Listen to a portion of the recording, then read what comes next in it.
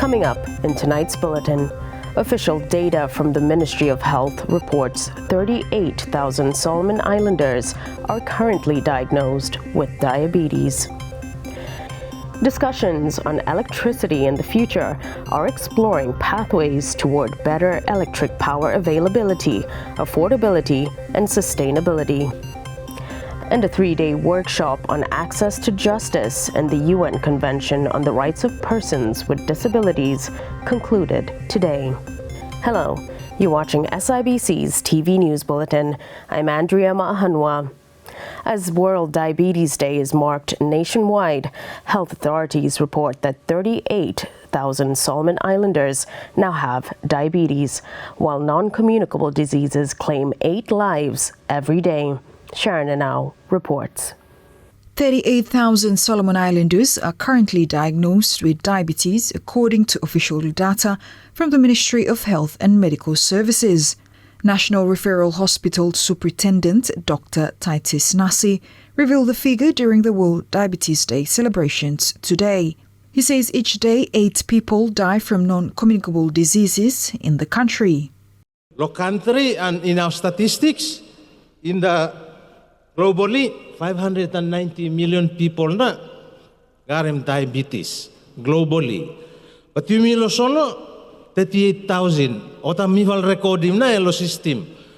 Tingim humo hem dai you mino save huna garem hem no kam test then you mino save. In the system every day, unfortunately, 8 people die from NCDs. That's including diabetes, hypertension, renal disease. But the problem is, lifestyle, yeah. Lifestyle start what time? How no lifestyle begin? Lifestyle, you seleva, me seleva. Begin ini, 2, 1, 3, yeah. NCDs, no begin time you 20, 30, 40, 60, 70. Begin time you begin ini.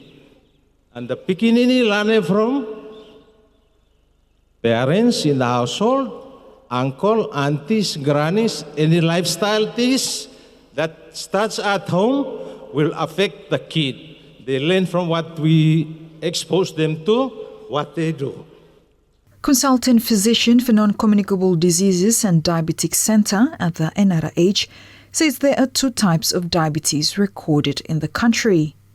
Diabetes emmi pamvala siki where stakatai mi herem 2 fala type ya. So type 1 diabetes you will not have prevent him, but we can control it, we can manage it. The commonest diabetes you in this country is type 2 diabetes. The type 1 diabetes pamvala siki where stakatai mi herem 2 fala type ya.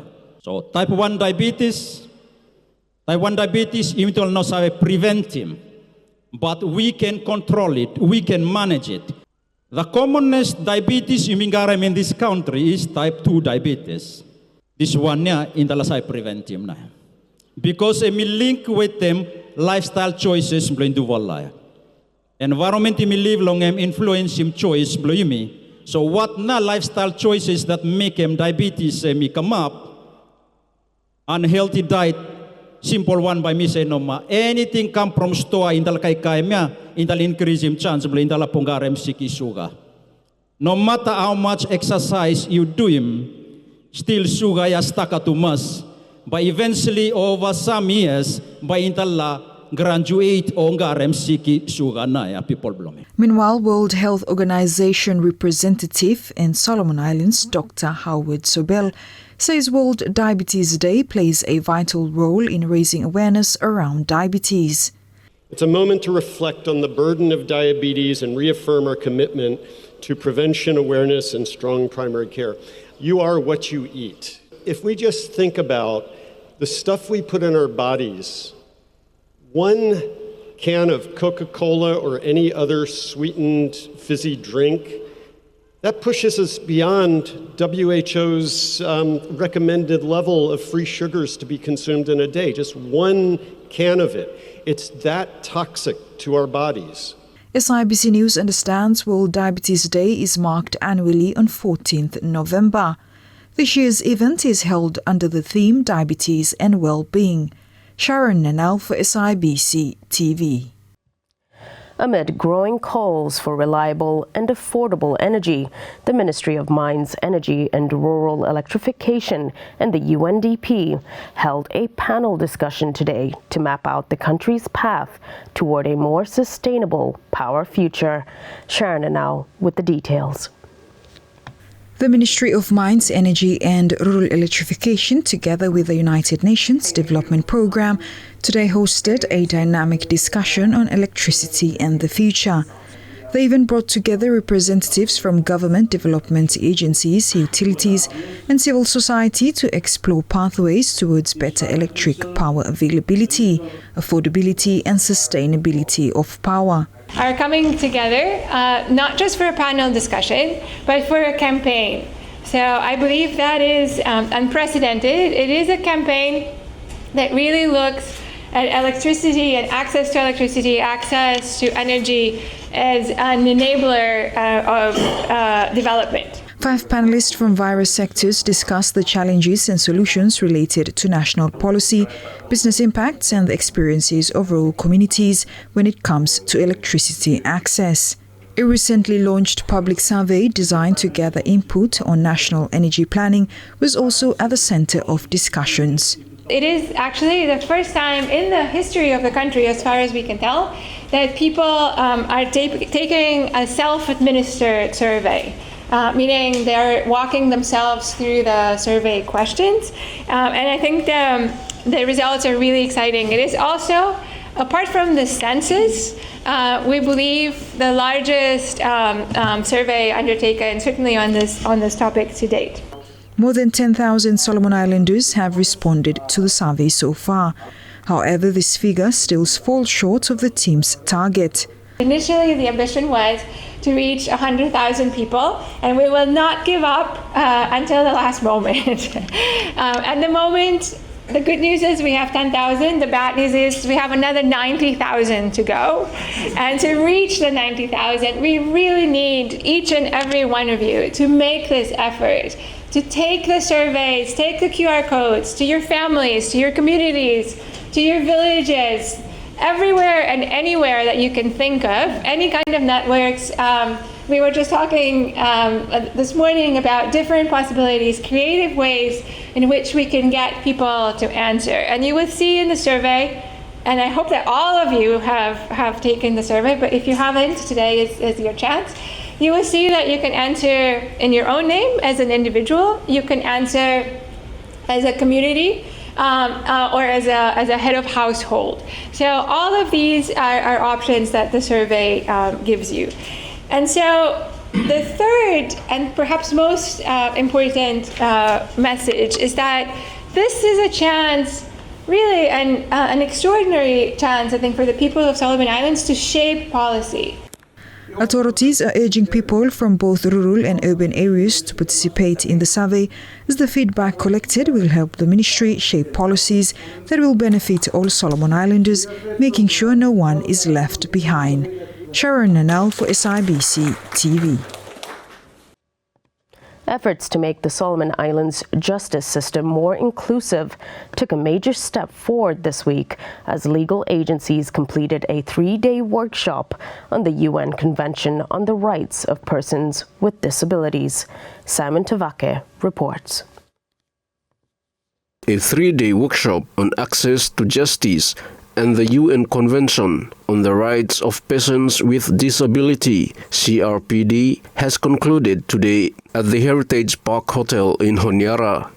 The workshop brought together various legal agencies and professionals to deepen the understanding of the CRPD.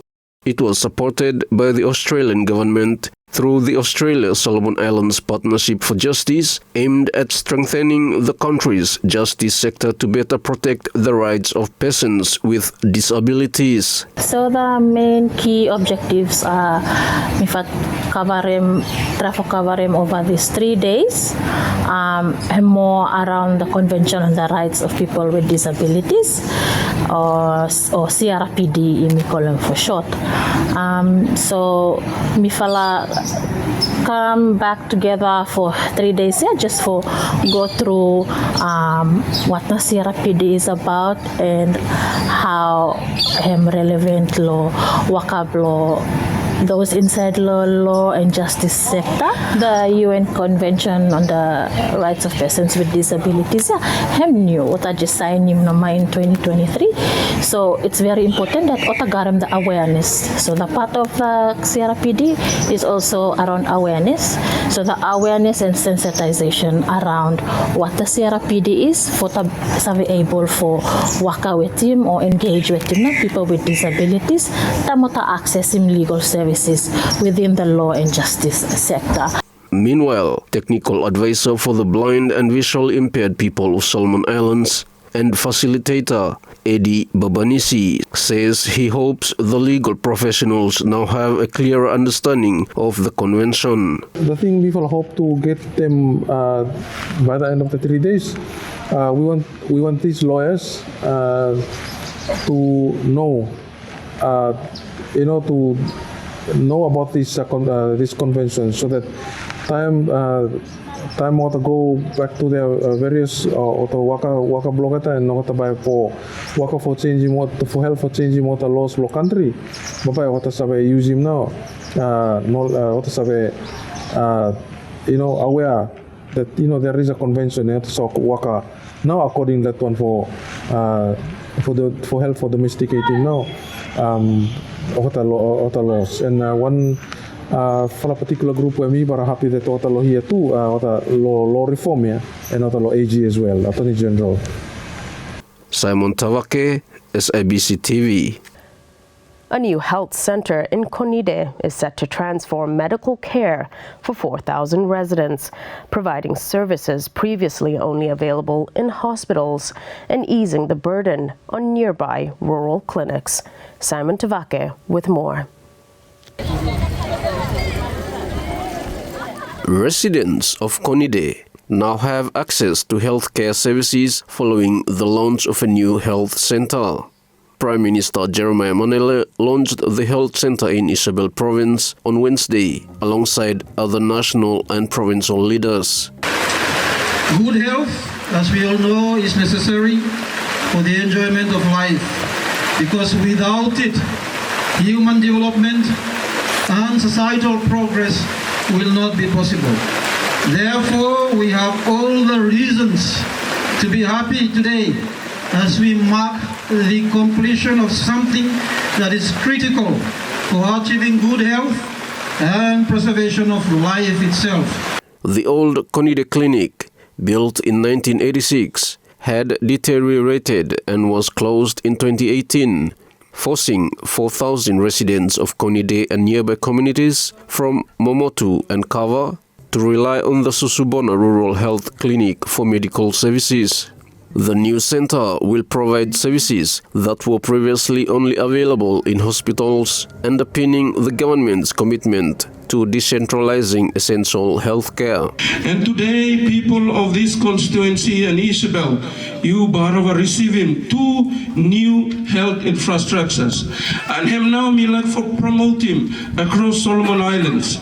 And that is to have a good area health center, a good rural health clinic, a good provincial hospital, so that they may relocate him this for the number 9. You may talk about him too much, Instead of having one number 9, let's build number 9. The center will open its doors to the people of Isabel Province once the necessary medical equipment, furniture, and other essential items are installed.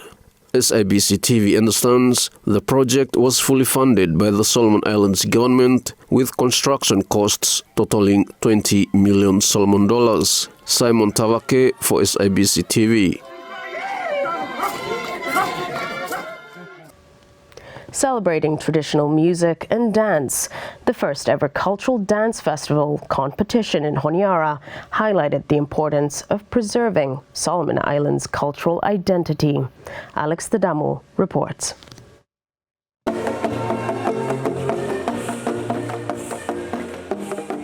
An inaugural cultural dance festival competition was hosted by the International Youth Fellowship IYF in Honiara yesterday. The event was graced by officials including the Minister for Women, Youth, Children and Family Affairs, Honorable Katinori, and dignitaries representing IYF from South Korea and the Solomon Islands. Honorable Nori, when delivering her address, stressed that such events promote Solomon Islands culture. More importantly, it is a way that we can promote our culture, cultivate upright values, exchange culture, and build friendship. Furthermore, cultural dance can also help to develop a strong mindset in youth and build strong and positive hearts, promotes leadership, and also allows participants to experience different culture. The dance events serve as a platform for youth to learn new skills, build confidence and teamwork, and foster harmony through a shared love for dance.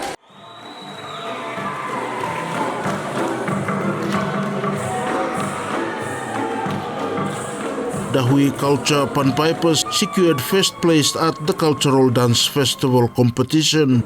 Known for their unique blend of traditional bamboo orchestra music, the Dahui Culture Panpiper Group is considered one of the few surviving traditional music from Makira, Ulawa Province. Ladies and gentlemen, first place go for Dahui Culture!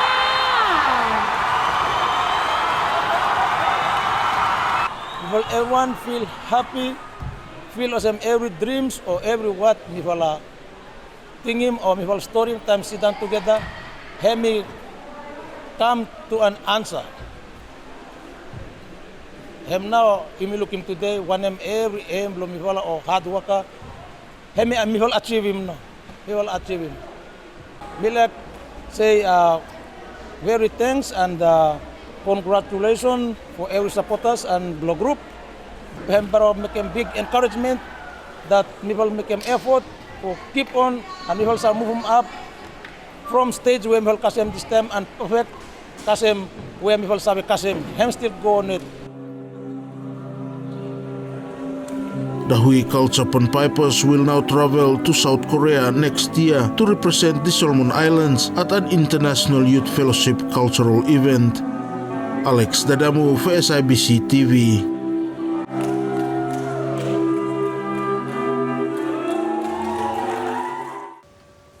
And now the latest in sports. Eastern Kings and Island Brothers will meet in the grand final of the Solomon Islands Football Federation Beach Soccer Challenge tomorrow afternoon at the SIF Academy Beach Soccer Court in East Honiara. Kings advanced to the final after defeating Kosa 4-1 in a penalty shootout following a 3-all draw at the end of the regulation time. Island Brothers secured a commanding 6-1 victory over Moi to book their spot in the final.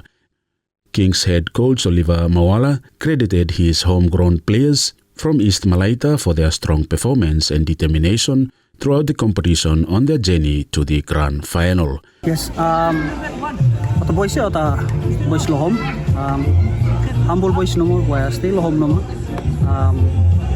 Me looking more same hem on fala benefit here, because all the boys will play always low beach, and I'm coming to the tournament with him fitness with Garen. I think him now on fala main factor with push water.